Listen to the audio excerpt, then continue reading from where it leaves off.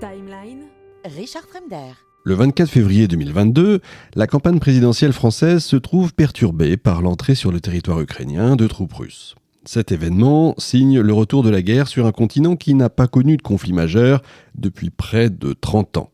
Quelques siècles plus tôt, la tradition militaire de l'Europe était une réalité qui se rappelait assez régulièrement à la mémoire des populations. La fin du 19e siècle, évidemment, ne fait pas exception. En 1870, la guerre contre la Prusse percute de plein fouet la carrière en pleine ascension de la petite fée des étudiants du quartier latin. C'est, pour Sarah Bernard, l'occasion de rebondir et de se révéler dans une posture autre que celle de comédienne. Elle se montre patriote. Comme elle le rappelle dans une lettre adressée à un journaliste du Figaro à l'époque, « Je suis française, monsieur, absolument française, je l'ai prouvé pendant le siège de Paris. » Nous avions quitté effectivement la divine au début de ses succès à l'Odéon, entourée de ses amants et de ses pairs comédiens. La guerre, soudaine, bouleverse en fait cet équilibre comme celui évidemment de millions de Français. Au XIXe siècle, la Confédération germanique, issue du Saint-Empire, regroupe une pluralité d'entités politiques, des royaumes, des grands-duchés, des principautés et des villes indépendantes.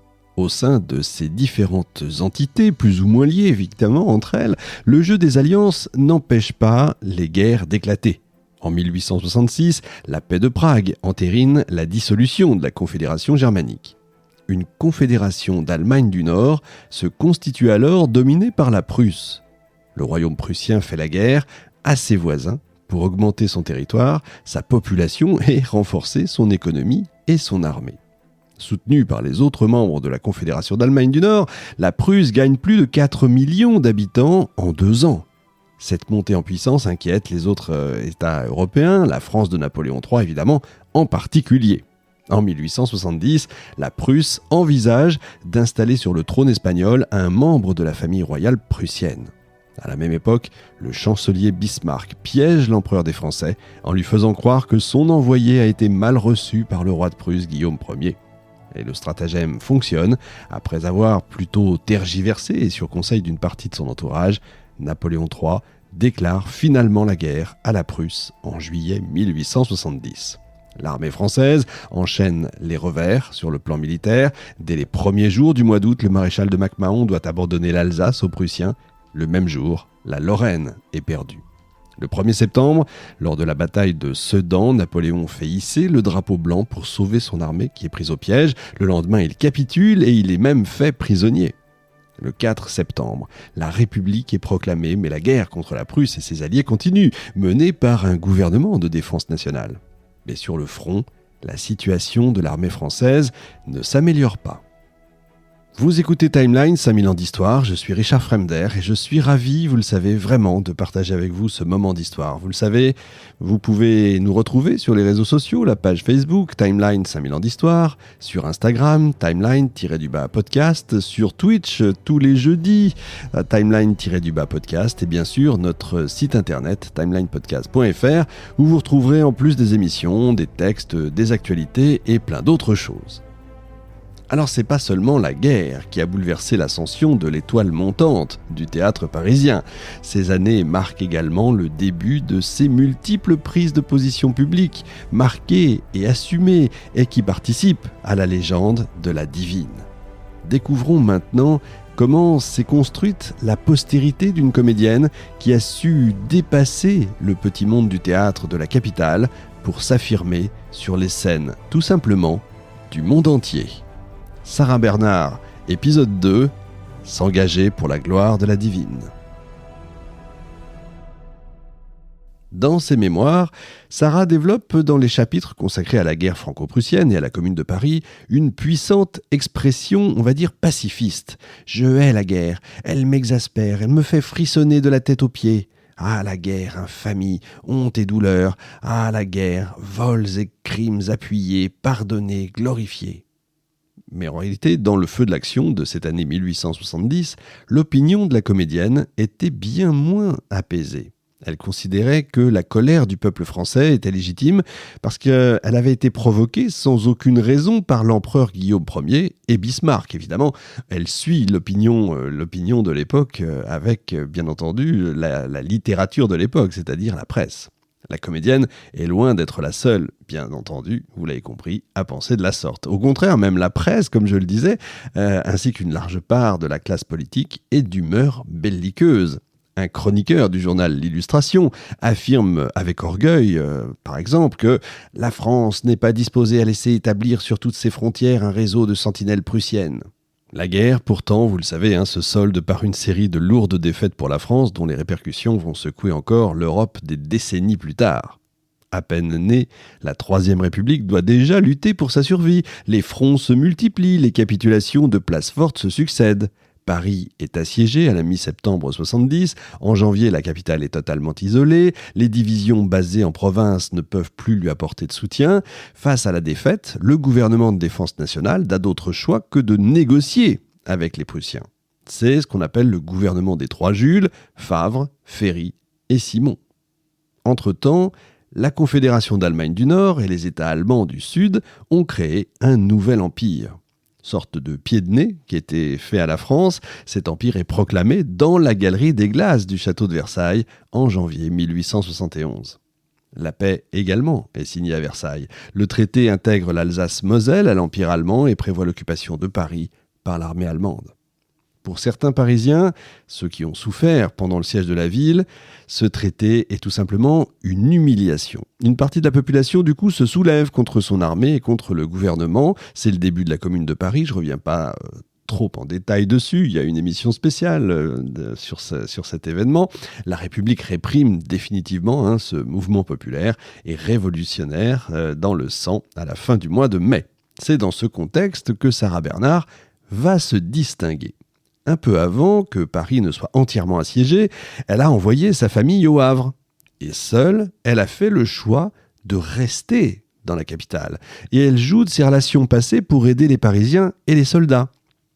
Et c'est d'ailleurs grâce à elle que le théâtre de l'Odéon est transformé en hôpital d'appoint pour les combattants français. Elle parvient à réunir une quantité importante de vivres de toutes sortes, obtenus auprès de ses amis, de sa famille et de connaissances plus ou moins proches. La récolte de l'ancienne comédienne va, il faut le savoir, de raisins secs aux lentilles, en passant par des vêtements, du vin de Bordeaux, etc. Tout ce qu'on peut voir aujourd'hui d'ailleurs pour tous ceux qui veulent aider les Ukrainiens. Ça a été les grands mouvements des débuts.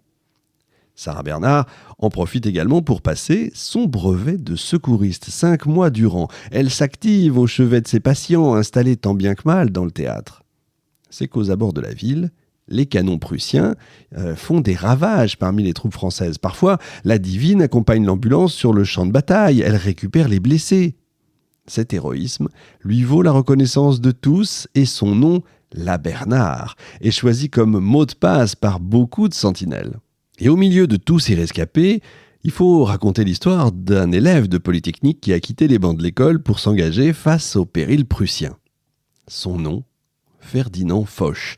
Plus de 50 ans plus tard, c'est lui qui va escorter, à son tour, la comédienne sur le front, auprès des poilus de la Première Guerre mondiale. Les semaines passent, l'hiver avance, les vivres se font de plus en plus rares, le bois de chauffage manque, le prix des pommes de terre est multiplié par 25, la nourriture est rationnée, les files d'attente s'étirent, vous pouvez l'imaginer. Dans ses mémoires, Sarah se souvient de ces mois difficiles, elle montre sa compassion envers ses femmes. Ah, que de souffrances n'ont-elles pas enduré ces mères désolées, ces sœurs craintives, ces fiancées inquiètes, et combien on excuse leur révolte de la commune, même leur folie sanguinaire. Paris est assiégé et la faim se fait de plus en plus sentir. Après même avoir dévoré, vous le savez, tous les animaux traditionnellement prisés des boucheries, les Parisiens se rabattent sur le bestiaire du jardin d'acclimatation. Les plus riches dégustent de l'ours, de l'éléphant, de l'antilope ou du chameau. Les plus pauvres doivent se contenter de chats, de chiens et d'oiseaux. Pour 15 sous, on peut même s'offrir un rat. De son côté, Sarah Bernhardt élève des poulets et des oies en prévision du repas de Noël des patients de l'Odéon. En janvier, le théâtre est bombardé. Les blessés sont évacués, les plus graves sont évacués à l'hôpital, les convalescents dans un appartement du banquier Stern. Il préfère prêter d'ailleurs son bien à la comédienne plutôt que de subir une réquisition d'office. Au milieu des aléas de la guerre, Sarah reçoit une lettre de sa famille qui lui indique qu'ils ont trouvé refuge à Hambourg. À Hambourg, chez l'ennemi.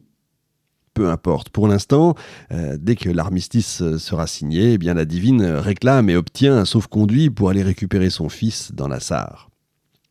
Cette odyssée achève de faire naître en la comédienne une sorte de germanophobie durable. Elle n'est pas la seule, évidemment. La guerre est terminée maintenant, mais les conditions de la paix enflamme la colère des Parisiens. Aux législatives, c'est le parti de l'ordre mené par Adolphe Thiers qui remporte le scrutin. Vous avez une émission spéciale sur Adolphe Thiers, deuxième président de la République française, donc qui vous attend. Donc là, c'est pareil, je ne vais pas rentrer dans les détails. La situation politique n'est pas évidemment apaisée. Personne n'était d'accord, se souvient Sarah. Il y avait 10, 20 partis différents, centres dévorants, se menaçant. C'était terrible, mais c'était le réveil. C'était la vie après la mort. La divine a bien sûr des amis au sein du Parti de l'Ordre, mais à l'aube de la Commune de Paris, elle se trouve également des personnalités qui la touchent aussi dans le camp adverse. Elle se rapproche notamment de Louise Michel. Et puis, les deux femmes deviennent amies. Sarah ne tarit pas non plus d'éloges à l'égard de Gambetta, qui a été à la fois son ami et son amant, jusqu'à la mort du Républicain. C'était une joie pour moi d'écouter cet homme admirable. Ce qu'il disait était si sage, si pondéré, si entraînant. Cet homme au ventre épais, aux bras courts, à la tête trop grosse, prenait, quand il parlait, une auréole de beauté. Gambetta n'était jamais commun, jamais ordinaire. Il prisait, et son geste de la main pour chasser les grains éparses était plein de grâce. Il raffolait également de gros cigares, mais savait fumer sans incommoder personne. Et quand, fatigué de la politique, il parlait de littérature, c'était un charme unique. Il savait tout et disait admirablement les vers.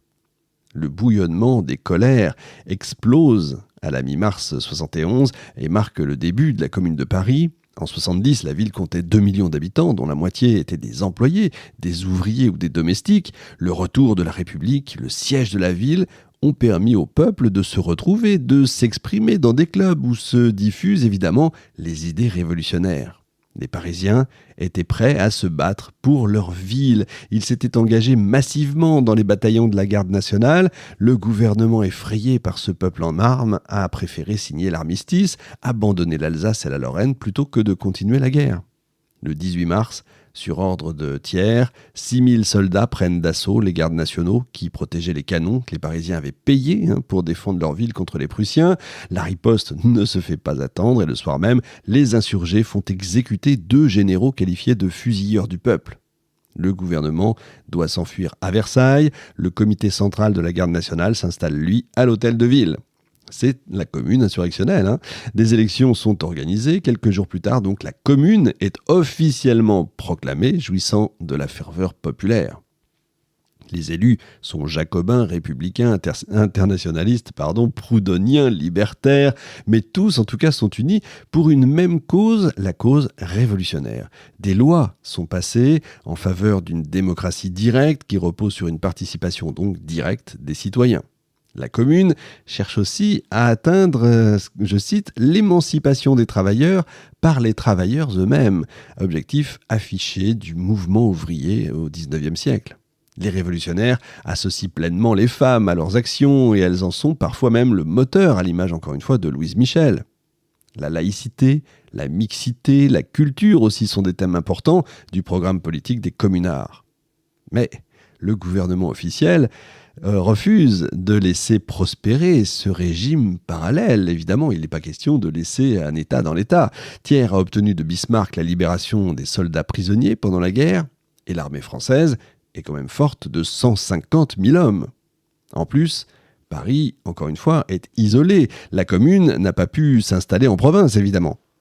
À partir du 1er mai, la capitale est bombardée. Le 21, elle est envahie une nouvelle fois, mais cette fois par l'armée française, et avec la complicité des Prussiens. La semaine sanglante commence alors. C'est une véritable succession de combats urbains, violents, sanglants qui débutent. L'armée française avance, méthodiquement, exécutant sommairement les communards qui se rendent hommes ou femmes. Le 28, tout est fini, ou en tout cas presque. Les prisonniers sont passés par les armes au cimetière du Père-Lachaise. Le mur des Fédérés est devenu depuis un lieu de commémoration, vous le savez. Les événements de la Commune de Paris posent aussi une question que celle de l'exercice de l'état de la force. Et de fait, le nombre de morts est un vrai problème politique. Il est impossible de le connaître avec précision. Pour les historiens, le nombre de communards tués s'élèverait entre 7 et 40 000 personnes. Les officiers en admettent 20 000. Cette fois-ci, Sarah n'est pas restée à Paris. Face à une situation de plus en plus critique, elle a préféré se réfugier à Saint-Germain-en-Laye avec son fils. Et depuis le lieu de sa retraite, elle peut apercevoir la capitale qui brûle. Mais oui, quand vous êtes à Saint-Germain-en-Laye, vous êtes en hauteur. Et vous voyez, si vous avez la chance d'aller au château de Saint-Germain-en-Laye, donc au musée des Antiquités, au musée au musée de l'archéologie, etc., vous allez voir tout Paris. C'est quand vous êtes sur la terrasse, sur l'esplanade, c'est absolument magnifique et vous voyez Paris. Et on imagine comment on pouvait voir ce Paris qui brûle. La Divine n'est pas une militante, mais à l'inverse des autres intellectuels de son temps, ses propos sont quand même empreints de compassion pour ce peuple de Paris qui a tant souffert. Flaubert estime lui que les communards sont des chiens enragés et qu'on aurait dû condamner aux galères toute la commune. Une fois la semaine sanglante passée, la comédienne, toujours très pragmatique, retourne à Paris dans l'espoir de recommencer sa carrière. Rapidement, elle reçoit de l'Odéon un bulletin de répétition. Sa carrière se relance grâce à une courte pièce en un acte, Jean-Marie. Les admirateurs de la comédienne peuvent la voir jouer dans de multiples autres pièces. La politique intervient jusque sur les planches de l'Odéon. La commune récente, la popularité de Victor Hugo influence le choix évidemment des représentations. Flaubert, lui, s'empêtre dans la préparation d'Aïssé, dont les péripéties font cruellement écho aux actions des communards. Cette publicité n'est pas du tout du goût de l'écrivain qui s'indigne de passer pour un rouge. Ben oui, lui, c'était l'inverse. Au même moment, toujours à l'Odéon, on a Ruy Blas qui est remis à l'affiche avec enthousiasme. Victor Hugo, éternel adversaire de Napoléon III, était devenu le symbole de cette Troisième République. Sarah s'arrange pour se voir attribuer le rôle de Doña Maria. Entre la comédienne et l'homme de lettres, les débuts sont plutôt difficiles, mais il finit par lui offrir une gouache faite de sa main où sont inscrits ces mots « À une reine dont j'eusse voulu être le Ruy Blas, Victor Hugo ». La pièce connaît dès sa première un succès triomphal devant le tout Paris, et la divine est bien consciente d'avoir volé la vedette à tous. Ce soir-là déchira le voile léger qui embrumait encore mon avenir, et je sentis que j'étais destiné à la célébrité. J'étais resté jusqu'à ce jour la petite fée des étudiants. Je devins l'élu du public, et ce fut le plus grand poète du siècle qui posa sur mon front la couronne des élus. En plus, c'est magnifiquement écrit. Les critiques des journaux ne tarissent pas non plus d'éloges à son égard, soulignent à la fois sa voix d'or, sa voix d'or bien sûr, sa sensualité, sa beauté si particulière.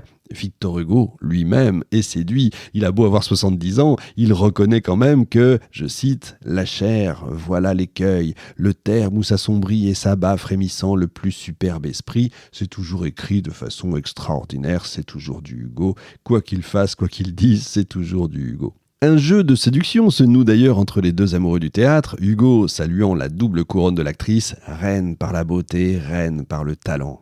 Et c'est au cours d'un dîner que décède un des membres de l'Odéon qui venait d'apprendre que Sarah Bernhardt quittait son établissement pour la Comédie Française.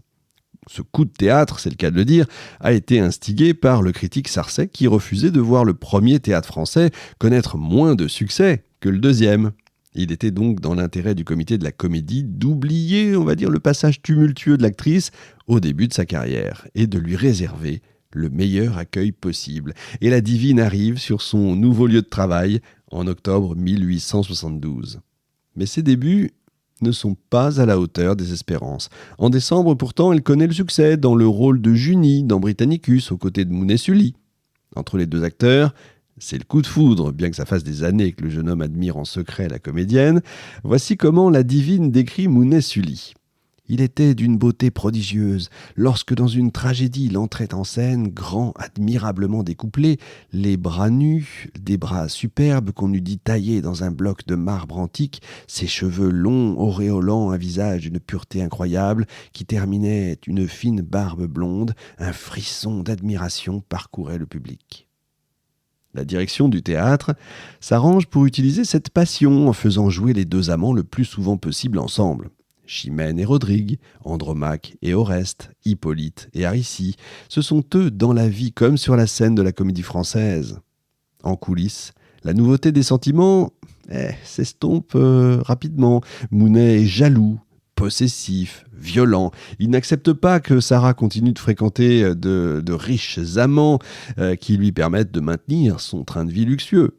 Le comédien se montre parfois même brutal physiquement. Leur correspondance porte d'ailleurs la trace de ces agissements. On a une lettre qui date de juillet 1873 où Sarah écrit à Mounet « J'ai le cœur bien froissé, vois-tu, je ne sais si je pourrais guérir, tu as avili ma dignité de femme à chaque instant, alors qu'ayant éloigné de moi les amis qui m'entouraient pour me dévêtir, tu t'es imposé quand même entrant dans ma loge alors que mes amis attendaient à ma porte. Tu leur disais ainsi « Mais je la connais, c'est ma maîtresse, je la vois nue ainsi chaque soir. » J'ai dû subir tes violences sans causer de scandale. Tu m'as fait bien du mal, Jean. Je te le pardonne puisque tel semble être ton désir. Je t'abandonne ma tête que tu as si lâchement meurtrie. Puissent tes baisers raviver l'amour sur mes lèvres.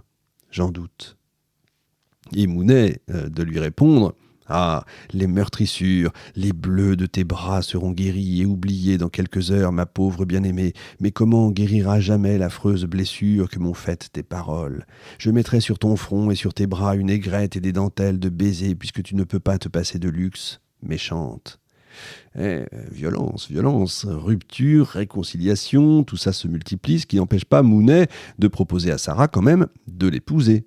Elle refuse, arguant d'ailleurs de ne pas être faite du tout pour le bonheur. Blessé, le comédien lui répond par ces mots « Vous êtes morte pour moi jusqu'au jour où mourra ce corps de prostituée qui vous ressemble. » Charmant personnage. Les deux acteurs quand même sont contraints de jouer ensemble malgré tout, et leur relation se poursuit en pointillé tout au long du passage de Sarah à la Comédie Française. Un soir, le public va même les entendre se disputer depuis les coulisses. « Tu n'en veux plus !» s'exclame Mounet. « Tout à l'heure, je te clouerai sur les planches d'un coup de poignard. Oui, je te tuerai, gueuse !» Mounet reste l'un des hommes que Sarah a quand même aimé le plus passionnément, et sur son lit de mort, elle se souvient encore de leur histoire avec émotion.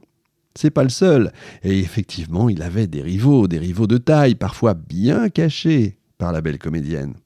Mais au plus fort de sa relation tumultueuse, on peut le dire, avec Mounet, Sarah admet n'avoir jamais cessé de voir Victor Hugo. Comme 2 millions de Parisiens en mai 1885, la divine suit à pied le cortège funéraire du poète et de l'immense romancier. La foule la reconnaît, la laisse passer, et elle se retrouve en tête du cortège. Tout au long de sa carrière, la comédienne n'aura de cesse de rendre hommage au grand poète. Le fonctionnement de la Comédie Française, lui, est bien différent de celui de l'Odéon. Le théâtre, qui a vu naître la petite fée des étudiants, avait une troupe peu nombreuse, ce qui permettait à Sarah d'être de toutes les pièces, ou en tout cas presque, et de répéter avec un rythme soutenu. Au contraire, la vénérable institution compte plus de 150 comédiens, applique une politique d'alternance où dominent les acteurs bien établis, les sociétaires. La divine se retrouve donc bien loin de la position centrale qu'elle occupait à l'Odéon. Vous savez, c'est toujours la même question. Est-ce qu'il vaut mieux être le premier en son église ou le troisième à Rome? C'est la question qui peut vous poursuivre toute votre vie. Sarah ne joue que 2 à 3 fois par semaine, uniquement des seconds rôles. Et surtout, elle a une rivale de taille en la personne de Sophie Croisette. Jolie brune, c'est la maîtresse de l'administrateur du théâtre quand même, et elle y fait par ailleurs toute sa carrière. Une bataille rangée débute entre les croisettistes et les bernardistes. Sophie a pour elle, en tout cas c'est les mots de Sarah, tous les banquiers, tous les congestionner, quand sa rivale doit se contenter des artistes, des étudiants, des mourants et des ratés. La rivalité est telle que les deux femmes ont de plus en plus de difficultés à se partager la scène. Pour noyer son chagrin, Sarah se tourne vers les autres arts, et notamment la sculpture pour laquelle elle s'est découvert un talent. Elle réalise une sculpture de sa sœur, Regina, peu avant son décès, pour braver la mort et retrouver les traits enfantins de sa jeune sœur. La comédienne s'établit d'ailleurs comme sculpteur dans son propre atelier à Montmartre. Elle y reçoit des amis qui la regardent travailler dans un costume spécialement créé quand même pour l'occasion. Tout Paris se bouscule pour lui servir de modèle. Tout, pas tout à fait. L'irréductible Flaubert refuse, qualifiant sa proposition de déclaration de banquiste. Les caricaturistes s'inspirent à l'envi de ce défilé dans l'atelier de la divine, qui décidément est bien plus qu'une simple comédienne. Le journaliste Pierre Véron dit à son propos dans le journal Coulisses artistiques « En dehors de son atelier, c'est une femme, et une femme charmante que Sarah Bernard. Mais dès qu'elle franchit le seuil du sanctuaire où elle pétrit la glaise, c'est un homme qui tient les beau-choirs. Un homme seul, en effet, peut avoir ce dédain des coquetteries, cette énergie de volonté, cette résistance à la fatigue. Regardez-la, je me trompe, regardez-le faire. » Ce compliment au masculin peut quand même surprendre, mais au XIXe siècle, il fait sens, tout simplement. L'opinion générale croyait en l'existence de deux arts. L'art avec un A majuscule, masculin, monumental, avec des sujets imposants. De l'autre côté, il y a l'art avec un petit A, féminin, décoratif, sujet mineur. Certains critiques vont jusqu'à regretter le développement chez la gente féminine de la pratique artistique, sans pour autant considérer que ça représente une menace pour les artistes hommes. Mais Sarah Bernard, elle, transgresse l'ordre établi, on va le dire, depuis son enfance. On retrouve ça dans l'émission que vous pouvez écouter sur Camille Claudel, dans les 2 épisodes, vous avez ce type d'ambiance. Alors elle travaille sur une œuvre monumentale, une sculpture représentant une vieille bretonne tenant sur ses genoux un garçonnet mort noyé. Après la tempête, comme s'intitule la sculpture, est donc présentée au public. Pour certains, c'est le travail d'un nègre, en fait, que Sarah aurait embauché, la pièce étant trop puissante, encore une fois, pour avoir été faite d'une main de femme. Le jury du salon lui accorde quand même une mention honorable, mais ça suffit à contenter l'actrice. Sa renommée aidant, elle peut vendre maintenant ses travaux et réaliser des commandes, comme l'allégorie de la musique pour le casino de Monte-Carlo. Après la sculpture, c'est maintenant à la peinture que s'attaque la divine. Dans ce milieu, elle compte quand même des amis, dont le peintre et maître de l'orientalisme Georges Clérin, dont elle a été la muse.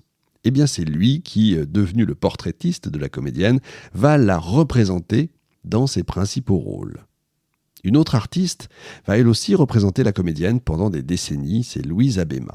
Des débats existent d'ailleurs autour de l'orientation sexuelle de Sarah et de Louise, mais aussi sur celle de Georges Clérin, soupçonné d'ailleurs d'être homosexuel. Soupçonné à l'époque. Rien ne permet d'affirmer, je vous le dis tout de suite, ou d'infirmer ces suppositions. Il faudrait travailler encore et encore, et on n'a pas de preuves encore aujourd'hui, encore une fois, en étant historien, on n'a pas de preuves. Il faut un document qui établit très clairement les choses. On n'a pas retrouvé. Tout ce qu'on a, c'est une profonde amitié, une admiration mutuelle qui unit les 2 femmes. Les 3 artistes ont d'ailleurs fondé ensemble un cercle très fermé, le doigt dans l'œil, fort donc de 3 membres, le trio fondateur évidemment. Et là, encore une fois, c'est les romanciers qui peuvent raconter les choses. L'historien, lui, ne fait que reprendre des faits. Et comme toujours, je le dis, les faits sont têtus, nous ne parlerons que des faits. Leur devise, modestie pour autrui, mais pour nous-mêmes, orgueil. J'aime assez, je trouve que ça a de la classe. Cette multiplication d'activités est vivement critiquée par la direction de la Comédie Française, et Sarah s'en défend en soulignant que son travail de comédienne n'en est pas affecté. Seul Zola la défend. On lui reproche d'avoir abordé la sculpture, la peinture, que sais-je encore. Cela est plaisant. Voilà que, non content de la trouver maigre ou de la déclarer folle, on voudrait réglementer l'emploi du temps de ses journées.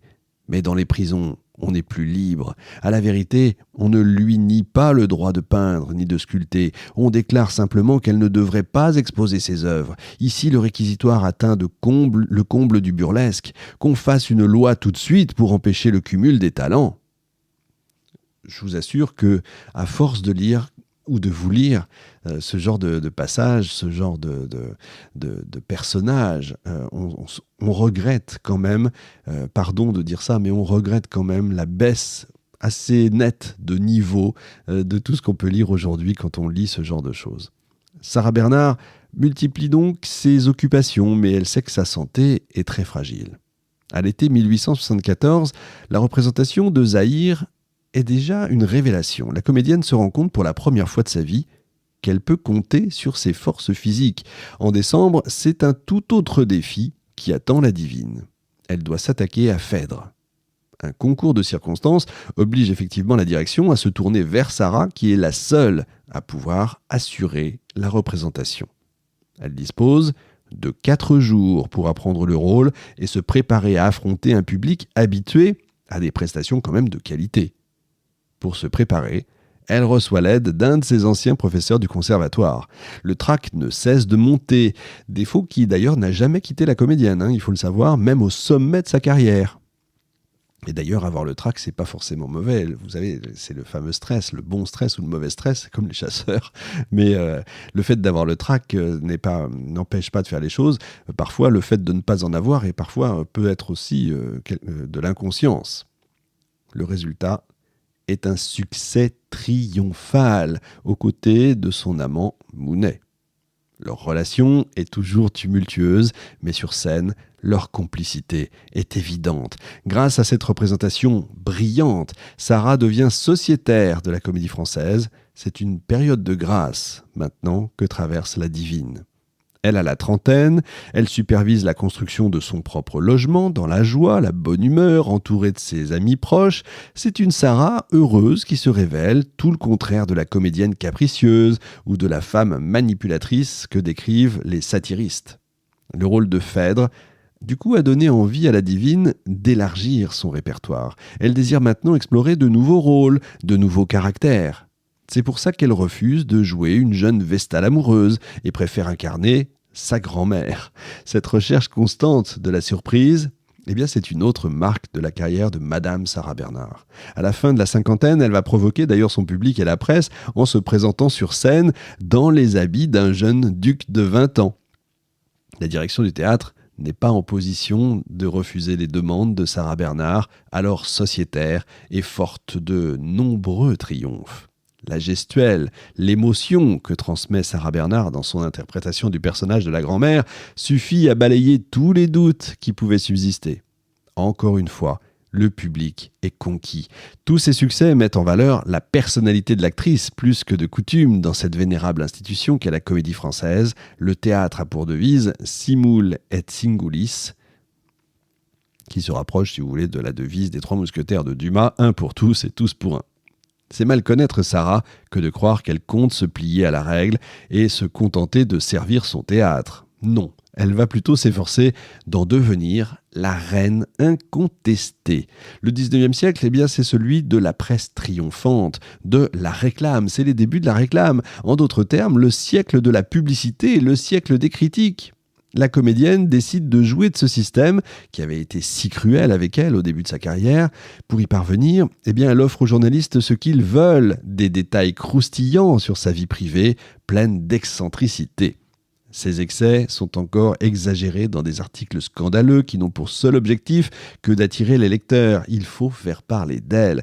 Ça ne signifie pas que la comédienne apprécie ce mode de fonctionnement. Bien au contraire d'ailleurs, elle compare ce système à une pieuvre. Une pieuvre, je cite, « aux innombrables tentacules ramassant par ses 1000 petites pompes aspirantes tout ce qui traîne de potins, de calomnies, de louanges pour les cracher au public de son vomissement de fiel noir. » Cette attitude provocatrice lui fait gagner un nouveau surnom, Mademoiselle Révolte. Une anecdote d'ailleurs illustre le tempérament de feu de l'actrice. Au moment de l'exposition universelle de 1878, le public peut monter à bord d'un aérostat. Un aérostat à vapeur géant, un truc incroyable. Sarah est conquise par l'expérience, mais souhaitant voler librement, elle demande à ce qu'on lui fasse faire un petit tour dans un petit ballon. Manque de chance, l'administrateur de la Comédie Française assiste à son départ et il lui inflige une amende de 1000 francs pour avoir, je cite, « voyagé sans autorisation », sous le prétexte que Sarah aurait quitté Paris sans avoir averti la direction du théâtre. Finalement, L'amende est retirée à l'actrice, mais elle va servir parce qu'elle va se servir, elle, de l'aventure pour s'exercer au métier d'écrivain. Elle raconte son escapade du point de vue de la chaise de la nacelle avec beaucoup d'autodérision. Le petit récit est publié à la place d'un livre de Flaubert qui se vexe, encore une fois et encore plus, j'allais dire, et considère que l'éditeur lâche sa littérature pour l'ordure de Sarah. Vous imaginez un petit peu, face aux critiques positives. En plus, alors là, Flaubert fulmine, c'est le cas de le dire, où s'arrêtera le délire de la bêtise, l'époque est farce, décidément. Quand on sait effectivement la difficulté pour Flaubert d'écrire, que chaque mot est pesé, changé, rechangé, raturé, et puis remis, etc. On a tout ça d'ailleurs. C'est pour ça que je m'offusque littéralement de voir que les livres peuvent être réécrits aujourd'hui. C'est complètement invraisemblable. Et évidemment, la blessure ne se ferme décidément pas, et dans son dictionnaire des idées reçues, le romancier définit ainsi les actrices, je cite, « La perte des fils de famille sont d'une lubricité effrayante, se livrent à des orgies, avalent des millions, pardon, il y en a qui sont bonnes mères de famille. » On sent qu'il y a quand même, du ressenti derrière, hein, s'il n'écrit pas comme ça pour rien. Évidemment, cette définition est une pique, hein, bien sûr, lancée à Sarah qui ne répond pas à l'injure. Le dictionnaire reste longtemps inédit. À l'été 1879, des travaux sont l'occasion pour la troupe de la Comédie Française de se produire à Londres. C'est l'occasion de découvrir l'incroyable popularité dont jouit la comédienne à l'étranger. Des milliers de Londoniens assistent tout simplement au débarquement uniquement pour tenter d'apercevoir la divine. Et parmi eux, vous avez un grand jeune homme, blond, Oscar Wilde. Dans le cadre de ce voyage de travail en terre anglaise, Sarah s'est trouvée un agent, ou plutôt un agent est venu à elle directement se proposer, ou en tout cas proposer ses services. C'est Edward Jarrett, un Américain, sur la promesse de lui faire gagner une coquette somme d'argent en assurant quelques représentations. Jarrett propose à Mademoiselle Bernard un contrat tout préparé, qu'elle signe d'ailleurs sans sourciller. L'homme lui sert également de traducteur auprès des journalistes qu'il a lui-même invité à rencontrer la célébrité. Le futur roi, Édouard VIII, encore prince de Galles, surnommé l'irrésistible Bertie, de toutes les représentations de la divine. Comme ses sujets, il est conquis par le charme de la comédienne. La haute société londonienne s'arrache la présence de Sarah dans ses salons. Ses toiles et ses statues, d'ailleurs, se vendent à prix d'or. Pas idiote, hein, il y a le marketing autour. N'ayant pas le sens de la gestion de capital, la jeune femme dépense aussitôt cet argent dans des animaux exotiques, dans tout ce qui est possible. Elle voulait s'offrir 2 lionceaux, mais elle doit finalement se contenter d'un chien-loup, d'un bébé guépard. Cet attrait pour les fauves, il faut le recontextualiser, hein, la France de la Belle Époque, c'est un empire colonial en pleine expansion, et pour la bourgeoisie, le comble du chic, c'est justement de posséder un animal de compagnie qui serait né outre-mer. Tous ces animaux, Sarah les installe dans le jardin de sa résidence britannique, aux grandes dames évidemment de ses voisins qui font connaître leur mécontentement. Le Figaro voit d'un mauvais œil ce nouveau scandale et estime, je cite, qu'un jour viendra où pour continuer à alimenter les cancans des journaux, Sarah Bernard se mettra à ramener elle-même les cheminées ou à faire sa propre cuisine. Et ses amis s'écrieront avec admiration « Ce n'est rien de la voir dans Phèdre, il faut l'admirer quand elle épluche ses oignons ». C'est l'occasion pour Sarah de gagner un nouveau surnom de la part de ses détracteurs, cette fois-ci Zim Boum Boum. Et oui, elle a un petit côté, on va voir, hein, elle a un petit côté influenceuse quand même, hein, j'en avais parlé un peu dans la première émission. À son retour de Londres, la comédienne découvre à son domicile une foule de lettres injurieuses, menaçantes et parfois même antisémites. Auprès d'une journaliste américaine, elle se revendique pourtant comme une catholique. Qu'est-ce qui est reproché en réalité à Sarah ? Son usage toujours plus outrancier de la réclame. Lassée, Mademoiselle Révolte finit par quitter la Comédie Française qui lui réclame alors 360 000 francs de dommages et intérêts. L'avocat de la comédienne parvient à diminuer la somme exigée par le théâtre, somme que d'ailleurs elle ne paiera jamais. La divine se réfugie en Normandie, mais elle est très vite rejointe par Jarrett. Son agent, satisfait, évidemment, lui, par les retombées de la tournée londonienne, a pour ambition de préparer une tournée transatlantique. Pour convaincre la comédienne, il lui a préparé un contrat en or, en partenariat avec l'un des plus grands organisateurs de spectacles des États-Unis.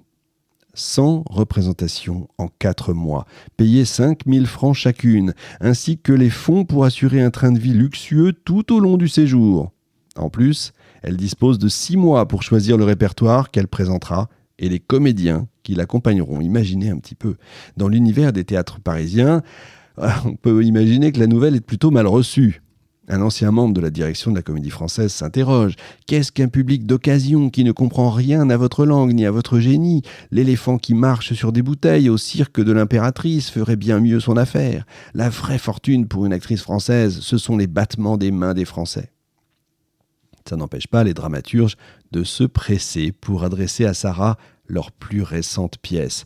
Mais celle qui, jeune comédienne, était désireuse de jouer dans des pièces nouvelles, eh bien, se montre dans cette situation beaucoup plus prudente. Et c'est que maintenant, elle doit assurer, en plus de son métier de comédienne, le rôle de metteur en scène et de directeur de troupe. Et seules des valeurs sûres doivent faire partie du voyage, parmi lesquelles on retrouve Hernani et Phèdre, bien sûr, la Dame aux camélias de Dumas fils. La petite troupe fait une tournée à Londres, justement pour s'entraîner à voir les retours du public, de la critique. Le pari de Jarret est réussi. Public et critique sont pleinement séduits. On tente de faire revenir Sarah à la comédie française, ce qu'elle refuse, comparant son ancien théâtre à une prison. Dans le journal Pointe Sèche, Adolphe Brisson compare la comédienne à Napoléon. Voyez-vous, Napoléon obligé d'obéir, de subordonner sa volonté à des volontés rivales. Madame Sarah Bernard est de la race de Napoléon. Elle est comme lui autoritaire, créée pour exercer le commandement. Il faut qu'elle soit la première, que dis-je, la seule. Vous voyez, j'arrive à citer Napoléon dans toutes les émissions, c'est beau. Et en effet, la divine profite de cette liberté de mouvement. Elle jouit de sa popularité, ça l'apaise, ça lui fait reprendre des forces. Elle qui a toujours été très mince, eh bien la voilà qui, avec l'âge, s'arrondit. Et elle le constate elle-même. Edmond de Goncourt nuance d'ailleurs ce constat de maigreur. C'était, dit-il, une de ces fausses maigres, à la gorge pouvant remplir, ainsi que le disait le XVIIIe siècle, les 2 mains d'un honnête homme. L'heure du départ, vous avez compris que quand on parle de la gorge, à cette époque-là, on parle bien sûr de la poitrine. L'heure du départ pour l'Amérique se rapproche à grands pas, les préparatifs se poursuivent. Au milieu de toutes les considérations pratiques, Sarah accorde une grande importance au choix de ses tenues. Elle qui dit ne pas aimer la mode, sait pourtant se mettre en valeur. Et elle s'est créée au fil des années un style d'ailleurs très personnel. L'objectif est simple, éblouir les milliardaires américains. Eh oui, il y a toujours la même idée.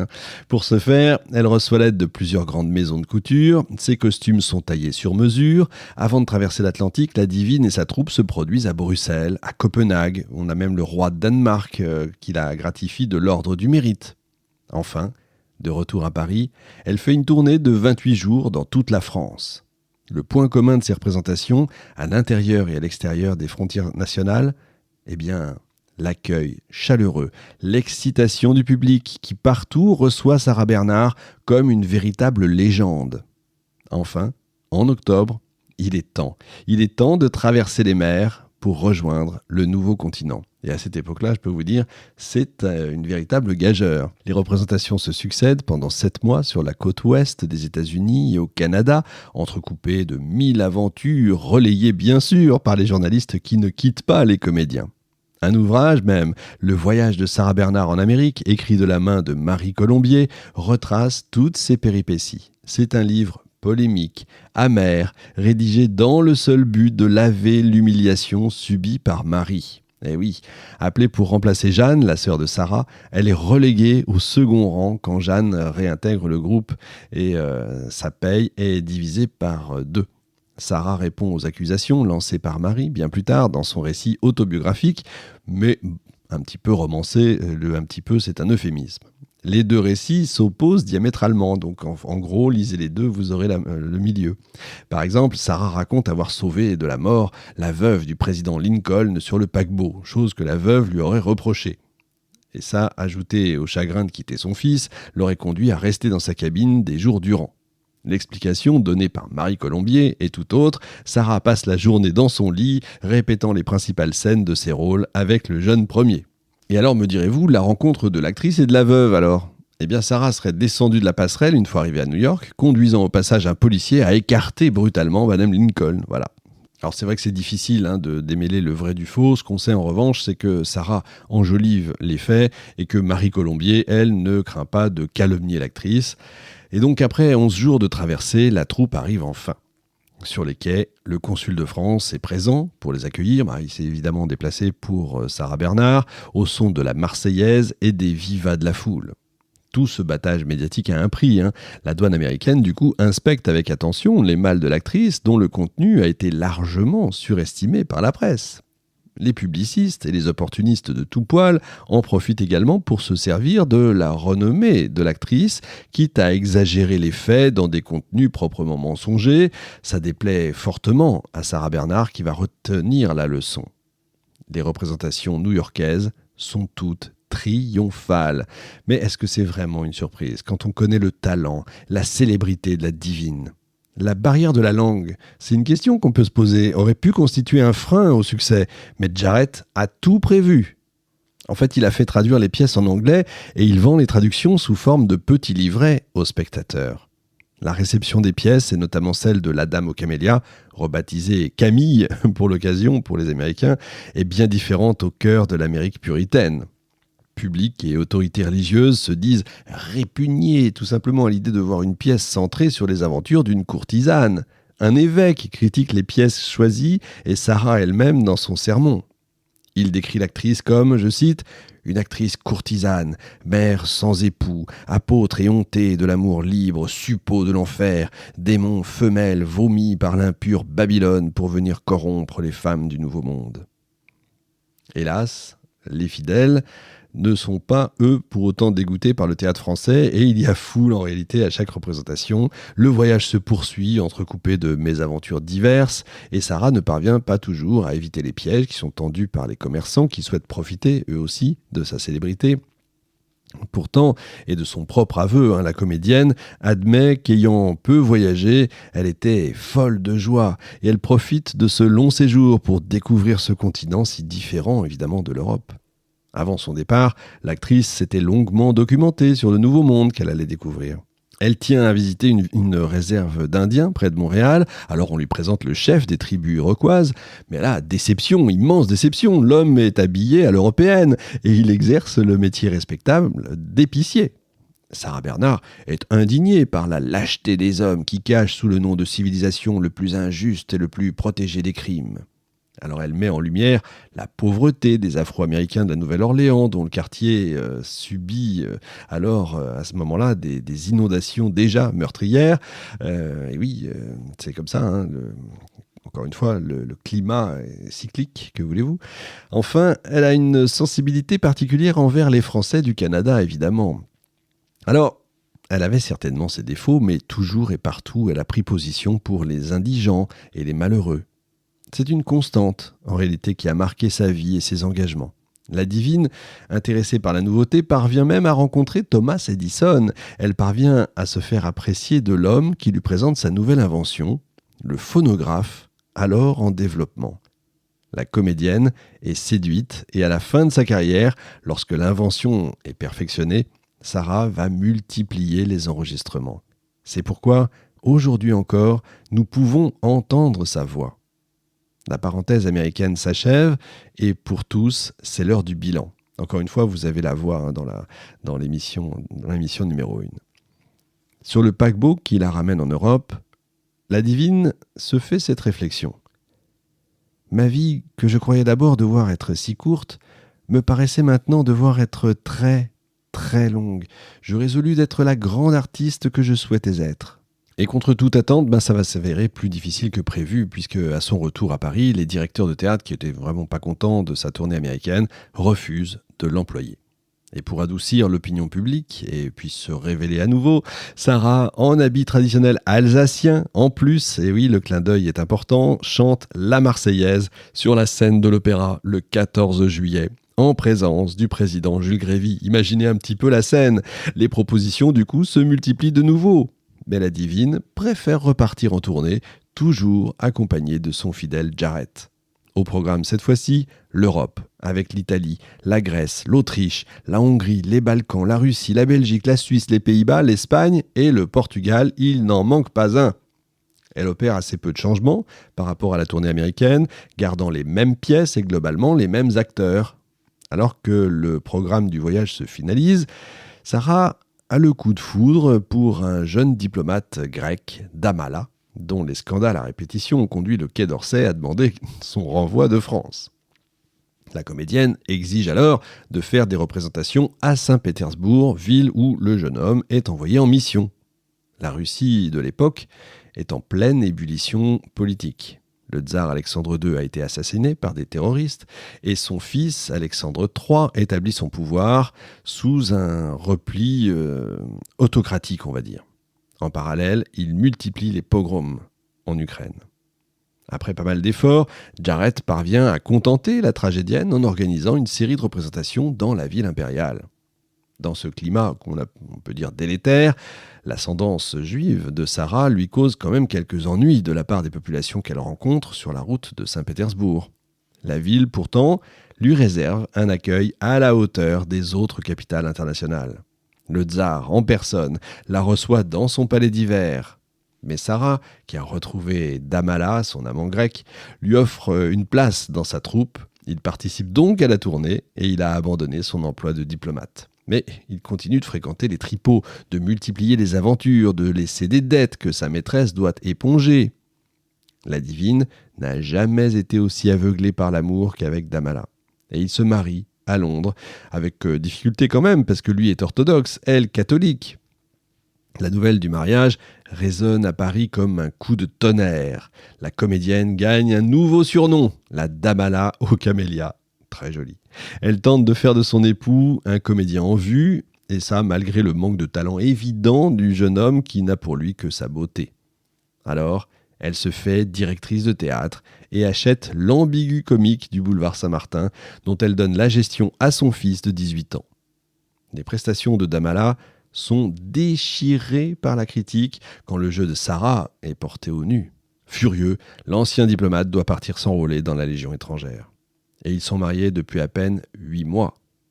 Ce départ, précipité, plonge le théâtre de la Divine dans une situation financière délicate, et c'est Sarah en personne qui doit y injecter ses propres fonds. Ce qui n'empêche pas la comédienne de continuer de se produire sur scène, de trouver un nouvel amant. La nouvelle fait revenir Damala au domicile conjugal et leur vie de couple reprend avec plus de haut que de bas.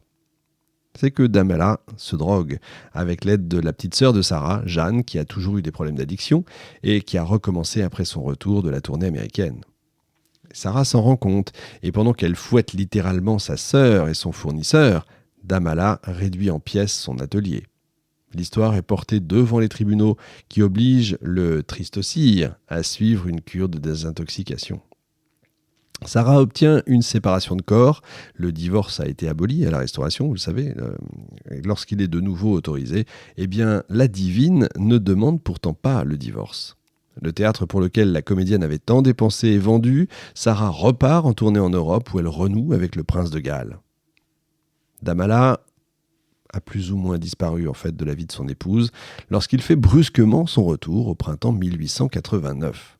Et son apparence choque. Il est, suivant les mots de Sarcey, un vieillard qui s'efforce de cacher sous le fard ses joues creusées par la maladie.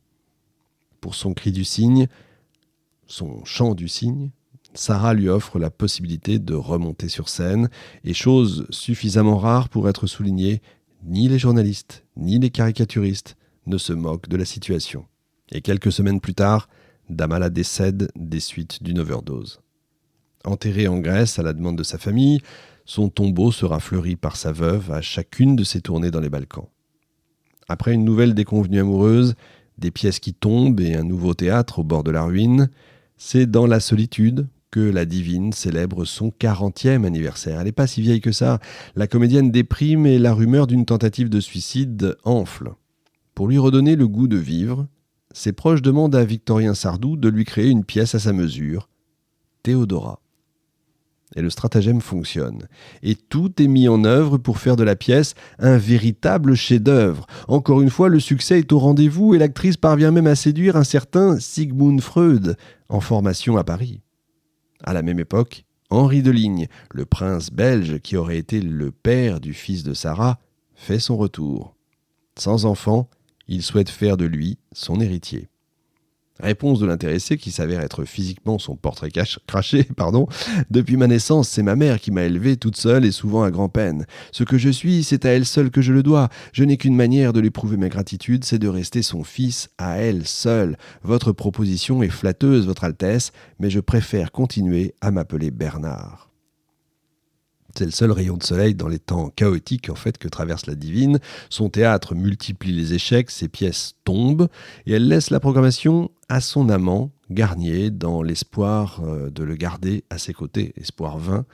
Par amour, Sarah accepte de jouer des rôles tout au plus, secondaires, ce qui suscite l'ire du public. La situation économique de la comédienne est catastrophique. Après avoir tenté de payer ses dettes, tant bien que mal, elle part renflouer les caisses outre-mer à nouveau. Les élites d'Amérique latine sont largement francophones. Du coup, la réception de la divine, Sarah Bernard, y est exceptionnelle. La réussite n'est à trouver que du côté de la scène. Parce qu'en coulisses, le climat tropical fait des ravages parmi la troupe. Jarrett décède d'une crise cardiaque et Sarah se fait voler à son hôtel. Au début de la quarantaine, la divine reçoit une proposition. Réintégrer la Comédie Française pour 150 000 francs par an. Levée de bouclier chez les acteurs bien établis de la vénérable institution qui rameute les journalistes. Le journal Le Gaulois laisse un dramaturge donner son sentiment et son avis est sans appel. Quelle tradition représente Madame Sarah Bernard, je vous prie ? Assoiffée d'argent, voilà 7 ans déjà qu'elle a quitté le théâtre français pour courir les aventures. Et c'est au déclin de sa carrière que la comédie voudrait la recueillir. Madame Sarah Bernard a 43 ans, et à 43 ans, avec sa voix altérée, son talent amoindri, elle ne peut plus être utile à la comédie. Les négociations s'arrêtent ici, mais dans la Tosca, la divine prouve une fois encore, que son talent est bel et bien vivant. Alors elle ne désespère pas d'avoir un jour son théâtre à elle, vraiment un vrai théâtre, et en apprenant que le théâtre de la Renaissance, près de la Porte Saint-Martin, est en vente, elle cherche à en faire l'acquisition. Et elle y parvient, et elle en profite pour apporter une multitude de changements. Les femmes doivent laisser leur chapeau au vestiaire, le souffleur part en coulisses, la claque également est supprimée. La nouvellement appointée directrice de théâtre monte une troupe de comédiens solides, cette fois parmi lesquels le père de Sacha Guitry, Lucien, son partenaire de scène. Sarah a pour ambition de faire de la Renaissance la première salle littéraire de Paris. À l'approche de la cinquantaine, et malgré la réputation qui lui est faite, la divine s'attelle à une discipline militaire, à un régime alimentaire strict, travaillant sans relâche à son théâtre. Les débuts de la Renaissance sont difficiles, alternant pièces réussies, représentations à peine satisfaisantes, mais l'ancienne petite fée des étudiants a quand même un atout, comme le reconnaît de Max. Sa gloire sera d'être Sarah, d'être un nom. Elle a créé tant de beauté, elle a eu tant de génie que la mesure n'est plus possible à l'admiration. Le temps s'écoule, les amants, les aléas de la vie se succèdent, et puis le mois d'août 1914 arrive. Vivant en Bretagne, la nouvelle de la mobilisation générale retentit comme un coup de tonnerre dans un ciel clair. Entourée de ses proches, Sarah retourne à Paris. L'ancienne comédienne retourne en Bretagne 1 an après la fin de la guerre, amputée d'une jambe des suites d'une opération pour cause de tuberculose. L'achat du théâtre de la Renaissance a quand même offert à la divine un espace au sein duquel elle peut en toute liberté dénoncer les injustices qui la bouleversent. Elle estime que la pauvreté est une triste conseillère et, je cite, qu'il faudrait être doux à ceux qui souffrent de la misère. De son propre aveu, elle est la peine de mort, reste de lâche barbarie et qui représente une honte pour les pays civilisés. Elle aide matériellement Louise Michel, qui a été envoyée aux galères après les événements de la Commune. La Nouvelle-Calédonie ne lui a pas fait perdre son enthousiasme, loin de là. D'ailleurs, on lui prépare une émission. Et l'ancienne communarde désire ardemment voir triompher la révolution sociale. Lors de ses tournées à Londres, où s'est exilée d'ailleurs Louise Michel, Sarah ne manque jamais de lui offrir des places de théâtre. Et c'est aussi l'occasion pour les deux femmes d'échanger sur la Commune, la peine de mort, les peuples colonisés. 1894, l'affaire Dreyfus aussi éclate. Et au début, comme une majorité de Français, Sarah Bernard avait trouvé juste que ce capitaine accusé d'espionnage soit déporté au bagne. Mais en 1897, ce qui aurait pu naître qu'un simple fait divers militaire devient, vous le savez, une véritable affaire. Et il semblerait qu'il y ait là une erreur judiciaire, voire un véritable complot politique. Très vite, Zola prend position. Je ne refais pas les émissions que j'ai pu faire. Grâce à Sarah, si on en croit la légende, c'est Émile Zola, c'est grâce à Sarah Bernard qu'il aurait pris position en faveur des Dreyfusards. On peut douter de l'anecdote, puisque c'est elle qui la raconte. Elle félicite quand même le romancier quand paraît J'accuse, et comme tous les Français, elle voit ses amis et sa famille se déchirer. Mais c'est pas tout. À l'aube du XXe siècle, celle qui a été surnommée Mademoiselle Révolte à l'époque est bien consciente des problèmes sociaux qui sont engendrés par la révolution industrielle. Pour en parler, elle monte une pièce, Les Mauvais Bergers.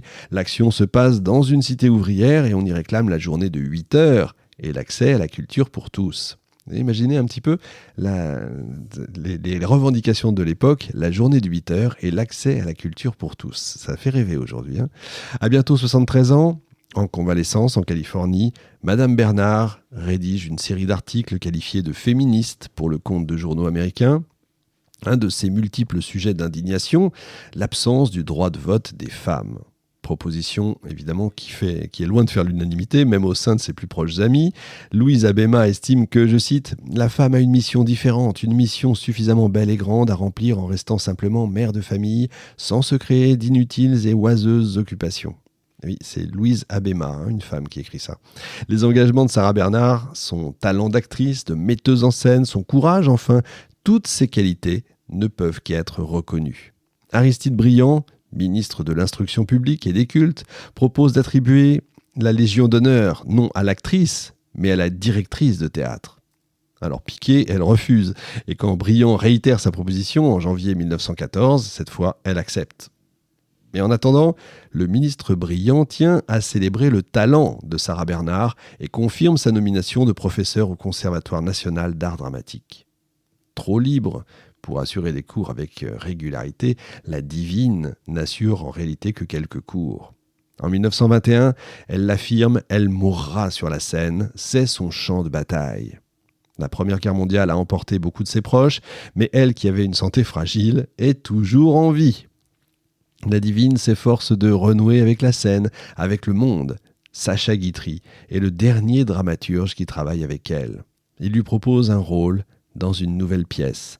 La comédienne est heureuse de jouer dans un personnage qui lui plaît, elle qui depuis son amputation n'avait plus eu le luxe de choisir. Dans cette pièce, un sujet de roman, son partenaire de scène, c'est Lucien, le père de Sacha, avec qui elle avait déjà partagé merveilleusement la scène, entre autres. Mais Sarah fait une syncope et reste pendant 1 mois entre la vie et la mort. Du coup, elle ne peut pas assurer la première. Alors quand elle se sent mieux, la divine espère encore une fois pouvoir remonter sur scène. Sacha Guitry, lucide, lui écrit à la hâte un rôle spécialement conçu pour elle, non dans une pièce de théâtre, mais pour le cinéma. Le tournage de La Voyante commence, se déroule bien, mais au milieu d'une scène, Sarah s'effondre une nouvelle fois. À la fin de sa vie, la divine n'a eu de cesse de répéter le même mantra. Ne vous arrêtez jamais, sinon c'est la mort. Elle n'a pourtant plus la force de tourner dans le film La Voyante. Elle est remplacée par une doublure filmée de dos. Alors, Sarah Bernard prépare sa mort. Depuis la robe qu'elle portera dans son cercueil aux fleurs qui orneront l'église. Elle met en scène encore une fois ses obsèques avec la même passion qu'elle a mis en scène ses tournées internationales. À sa fenêtre, des dizaines de journalistes font le pied de grue, attendant l'annonce de son décès. L'ancienne comédienne se désespère de la lenteur de son agonie, mais elle est ravie de faire attendre les journalistes qui, dit-elle, ont assez empoisonné mon existence. Peu après, elle tombe dans le coma après avoir longuement récité des vers de Phèdre dans son délire. Le 26 mars 1923, la petite fée des étudiants, Mademoiselle Révolte, la divine et scandaleuse, Sarah Bernard n'est plus. Au théâtre Sarah Bernard, le rideau tombe en pleine représentation. Et le public a compris. Les comédiens de toute la capitale se pressent alors à son domicile. Anonymes et personnalités s'y succèdent. Mais le gouvernement conservateur de Poincaré refuse d'organiser des funérailles nationales. Alors, la ville de Paris organise une cérémonie à la hauteur de la gloire de Sarah Bernhardt, au cours de laquelle plus d'1 million de personnes font une haie d'honneur au cercueil de la défunte. La grande tragédienne ne voulait pas de discours sur sa tombe. Elle est pourtant enterrée sur ces mots prononcés par une de ses élèves du conservatoire. « Les dieux ne meurent pas ». Voilà, fin de cette histoire romanesque au possible. Pardon pour ces derniers mots un petit peu chevrotants. C'est vrai que ça me touche beaucoup, moi, ces moments-là. Alors, pour la bibliographie, vous avez d'Hélène Tierchamp, Sarah Bernhardt, scandaleuse et indomptable, paru aux éditions Talendier. Un peuple révolutionnaire, la Commune de Paris, 1871, si vous voulez en savoir un peu plus sur l'histoire. Ma double vie, mémoire de Sarah Bernhardt, bien sûr, par Sarah, bien entendu. Vous l'avez sur Gallica, c'est tout à fait accessible, bien entendu. Et puis pour la guerre franco-allemande 70-71, vous avez napoléon.org. Vous avez tout ce qu'il faut à ce sujet, et puis tellement de documents qu'il n'y a pas besoin de faire une bibliographie pour ça. Vous pouvez avoir l'accès à tout ce que vous voulez. Voilà, on se retrouve dans une semaine. Salut à tous.